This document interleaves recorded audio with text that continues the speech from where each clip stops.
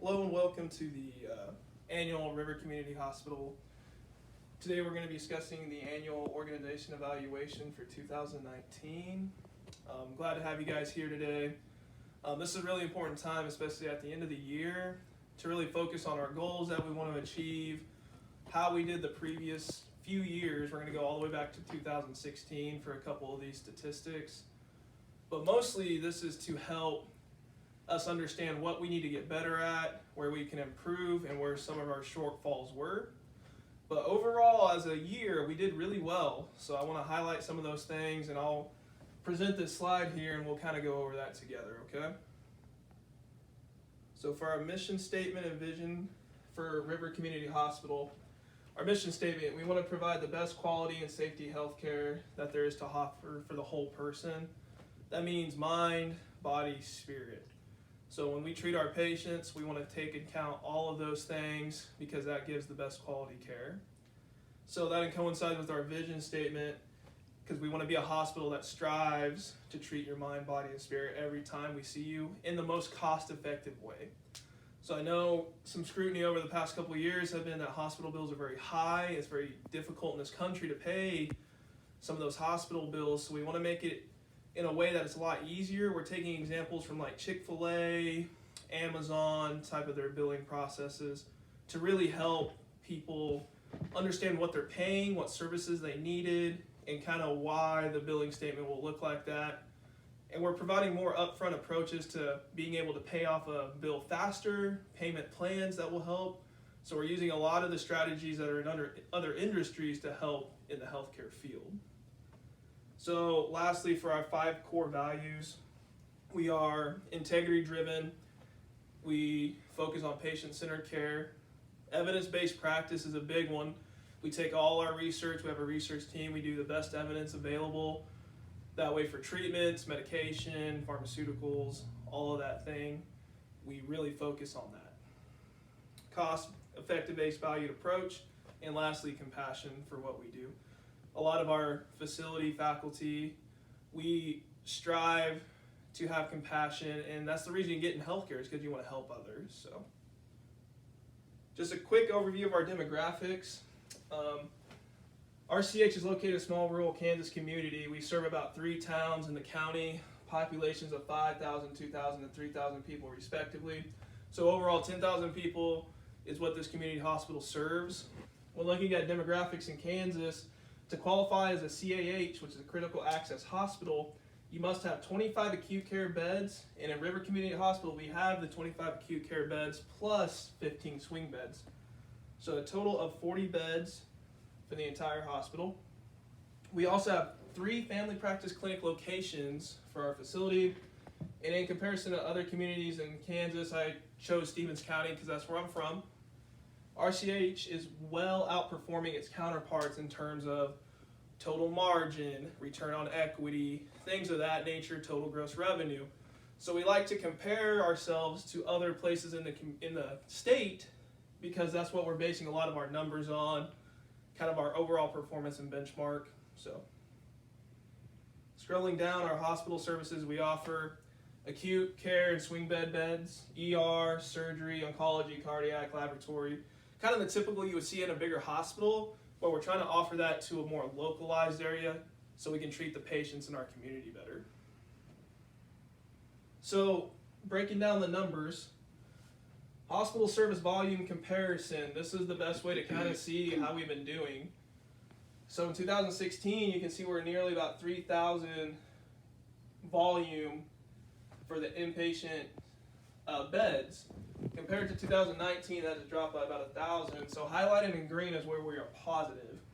So kind of in the oncology center, we have really gained traction as we implemented some things to really help our cancer patients.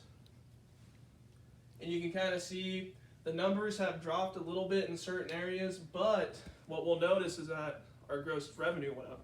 Question? Can you explain what you mean by volume? Is that the amount of patients you've seen, or is that income? That is number of patients. So number of patients for 2016 that were acute care inpatients were 2,911. So yes, this is the total number of patients that were treated by that department. So you can see as laboratory, you get a lot of lab values on people. So that could be multiple people that came to the hospital too. It's just a tracking number for us. Oh, sorry. So when we look at this is kind of continuing to all our services we talked about earlier. More of the big thing we noticed is that in our family care practice, we really got a huge increase of about 2,431 people. The reason is that we branched out to more of a wider range in our community. We started advertising more to schools, to nursing homes. We advertised to more of the kind of the localized area, the surrounding towns also that weren't just in our county. Because in Kansas, it's really extremely hard to get to like Kansas City, Wichita, some of the bigger locations for services. So we wanted to branch out and let people know that, hey, you can come to River Community and get the same expertise, the same quality without the drive.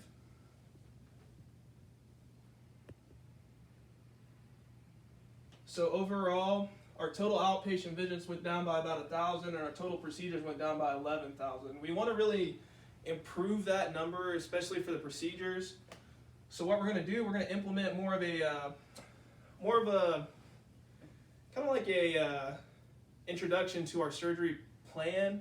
We're going to start introducing total joint replacements, spinal surgeries, more of the routine type of surgeries where we're going to have patients be having surgery day of and then they leave the next day. So we're going to try to implement more of that to what the bigger hospitals in Kansas City are doing. So that total procedure number should increase. But as you can see, from 2016, when looking at these numbers, all of those have decreased in the past 4 years. And most of the decreases have been from pharmacy, dietary, and the procedures. So that's really what we're going to be focusing on. Yes? Why do you think there's been a decrease in those services? It's hard to explain as far as like the pharmacy aspect of it. We're trying to really cut down on the amount of drugs we're administering to our patients. So that comes with the best evidence-based practice and our patient-centered care, where we're trying to really tone down the medication and just provide what the person needs. So a lot of places they'll try to push narcotics, or they'll try to push antidepressants and other medications. Here we try to really look at the whole person and find like mental health solutions or other types of pain control, not just the medication. And as far as dietary goes, we're trying to implement a new diabetes protocol. So there might not be as many dietary services coming because we're really trying to improve the quality of the care with the dietary stuff. And then we talked about the procedures. Some ways we're going to increase those procedures too. So that is our hospital volume in comparison. So we'll move along here. This I really want to highlight because this is amazing, I think, for our hospital. From 2018 to 2019, you can see the best practice here. This is for all the United States. Our scores in 2018 and 2019. Everything highlighted in green in 2019 is above the benchmark. So with all of those things, we are scoring better than we did in 2018. And even in some factors, we're scoring better than the best practice in the country. So that is incredible. That is a really good statistic. That shows that we're having good catheterization rates, reducing falls, reducing readmission rate, controlling C. diff, improving hand hygiene. A lot of the hospital-acquired diseases we're really knocking down. So that really helps our quality for sure. So this is probably one of the most impressive scores that we have, and we really want to continue that to where we're above, maybe have the highest standard in the country if we can. So now we're coming to the numbers, more of the income statements. So breaking these numbers down in layman's terms, this was our total net revenue in 2018. It's $11 million, pretty good revenue. It's broken down in different services. You have the routine services, the ancillary services, your total patient revenue, plus our outpatient. And that's how you kind of get these numbers, the gross. The other side here, the negatives, this is our debt, our total revenue reductions. So you take the total gross minus the total revenue deductions, and that was our net profit, which is positive. A lot of CAHs are running in the negative. So we're 11 million in the green. That was really good for 2018. Coming back to 2019, still in the green. We're still plus 11 million for total net revenue. That is great. And taking a look at the numbers, you can see the services, the deductions. When we go back, a lot of them are roughly the same. We had a little bit more in reductions, and that just could be, there could be a lot of reasons for that. It could be kind of like late payment system, accounts payable, receivable.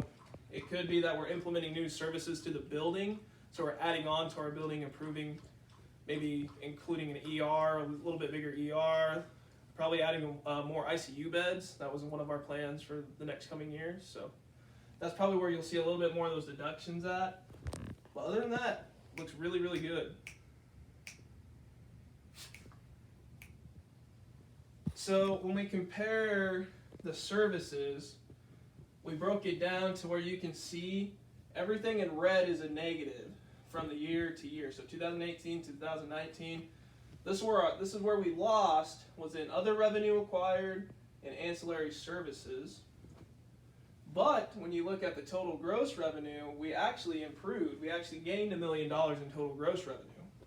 Oops, sorry. So overall total net revenue increased from 2018 to 2019. Two areas were lost, were the ancillary and the other revenue. Overall, that's okay. What we like to see when you are running a larger hospital, you want to make sure these numbers are steady. You don't want to see sudden dips, sudden swings. So when you see gradual increase, that's what we're wanting, and that's kind of what we're seeing here. So that's wonderful. And here's just a breakdown of the reductions. You can see from year to year. There was a 1.3 million increase in deductions from 2018 to 2019. But we kind of talked about that, why that is, and what we're kind of trying to do to expand our hospital service. Total non-operating revenue. This is a really big one. In 2016, in non-operating revenue, we only acquired $98,000. In 4 years, we have gained up to $860,000. So we are 8 times higher than we were 3 years ago. That is wonderful. So the other services we're getting, the other revenue we're achieving other than the primary hospital services is really, really helping our net value. And you can see that was a huge improvement. We implemented a program here in 2017, and you can see a larger jump because we were reaching out to the community more. And taking a look at our overall net income, this is another huge one.